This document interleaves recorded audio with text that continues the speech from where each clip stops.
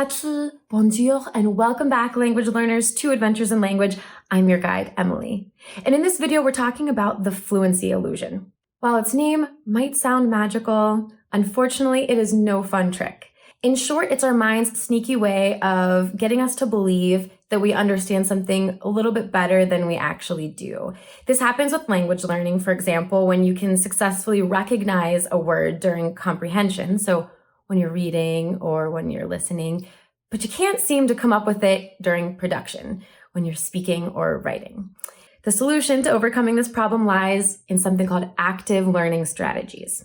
And for those of you who may not know me yet, I'm Emily. I'm a linguist at Mango Languages. I have my PhD in bilingual language processing. All of that to say that the language learning process is very near and dear to my heart. So I'm here to help you get the most out of your language learning journey. Ito ka apram?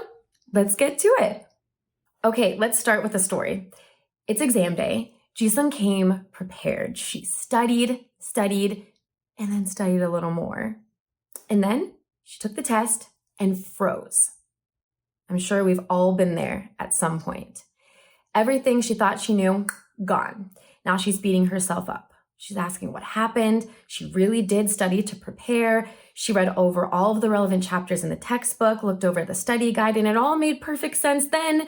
So why couldn't she get it together for the test? What Jisung is dealing with is a common, classic, and frustrating case of fluency illusion. Now, some background on the term fluency illusion. Despite it including the word fluency, this phenomenon is actually not specific to language learning. In this context, fluency refers to general mastery or proficiency of any skill or learning content. Now, long story short, the fluency illusion gets us to overestimate what we think we know leading up to test day, or in the language learner field, in preparation for real-life conversations in the target language, which, let's be honest, can sometimes feel like a test all its own. So, what can we do to help ourselves from falling prey to this tricky illusion? The good news is the answer is not to study more, yay, it's to study smarter. So how do you do that? The key to doing that is to prioritize active study strategies over passive learning strategies. So that's practicing speaking aloud, creating your own sentences, or simply testing.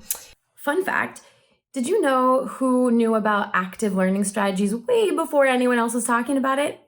Any guesses? Sir Francis Bacon.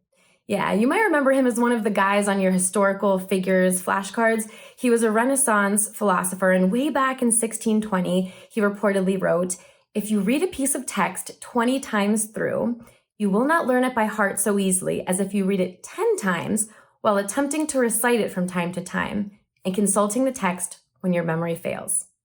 That was 1620, before we had real research methods.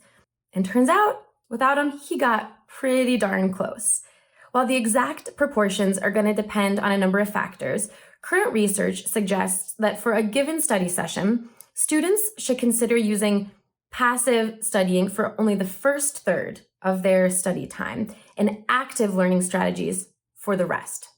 Key takeaway, active study strategies are your golden ticket. So that's why I'm going to take the rest of this video to share with you 5 easy and, in my humble opinion, also fun ways to incorporate more active learning strategies into your language learning study sessions. Let's do it. Okay, study strategy number 1. Get in the habit of doing immediate recall activities. So you just learned a new grammatical concept. Now what? Close your notebook, close your textbook, close your language learning app, and set a timer for 1 minute. Now, write down everything you understand, know, remember, or have questions about regarding that grammatical concept. It's just 1 minute, and this active learning strategy will help you realize what it is you understand and what you're still hung up on. Study strategy number 2, play teacher. This one's perfect when you're at the stage where you say, okay, at this point, I think I've got a pretty good grasp on this grammatical point.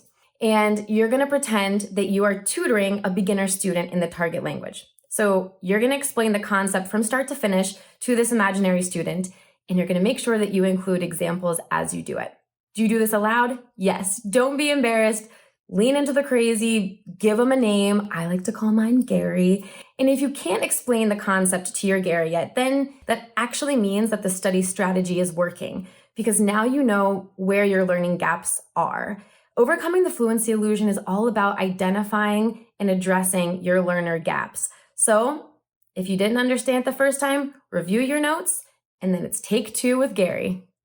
All right, strategy number 3. Reproduce old sentences with a new twist. This active learning strategy works great for learning both grammar and vocabulary. Let's say you want to master 20 new vocab words about air travel. Your list would include words like plane, flight, and land. Now, you're going to spend a few minutes reading over some example sentences that use those target vocabulary words. And you can get those from any trusted source. They could be from a textbook, from the Mango app. Then recreate and produce each sentence on your own. For example, if one of the sentences was, my flight just landed in Detroit, you might say, Anissa's flight just landed in Shanghai.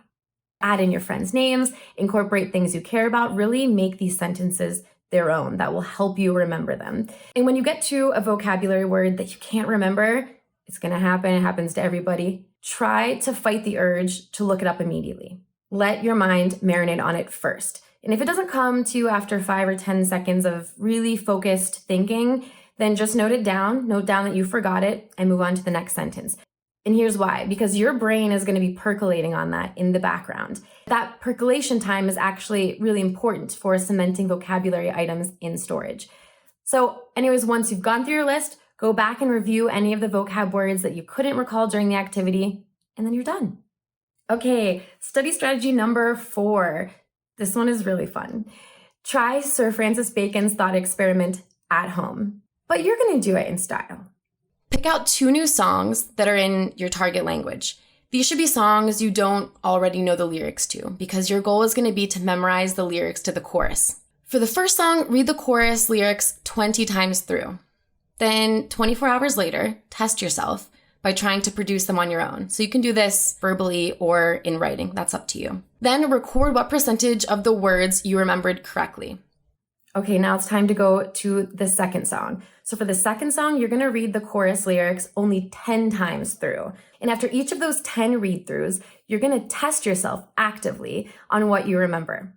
24 hours later, same as last time, you're going to write down or speak everything that you can remember from that chorus. And then you're going to calculate what percentages of words you got right. Now, research suggests that you're probably going to remember about 30% more of the text from the second song. Why? Because you use active learning strategies.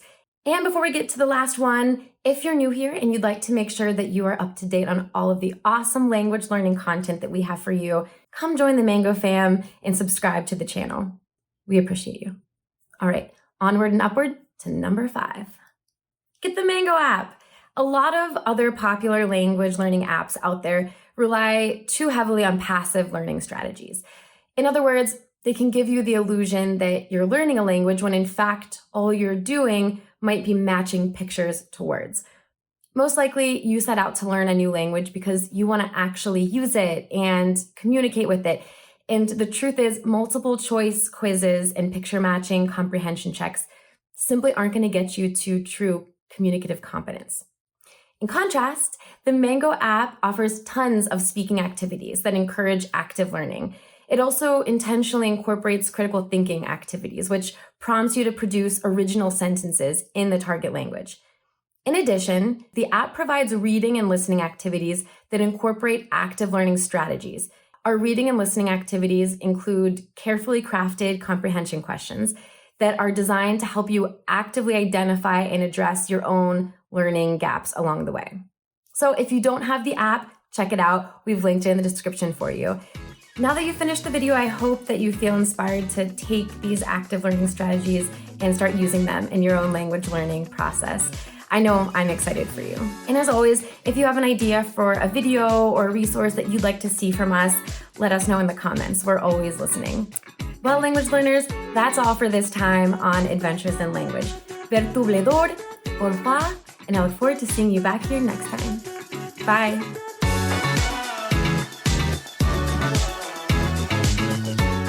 friendly reminder, don't forget to get your free Setting Good Goals worksheet, which you can access through the link on your screen now. In next week's video, we're covering the top 6 real-life benefits to being bilingual. It's a really fun video. If you haven't yet watched all our other language learning tips and tricks videos, then I invite you to check out this playlist, which is chock full of language learning tidbits and gems. Adventure on, my friends. Bye.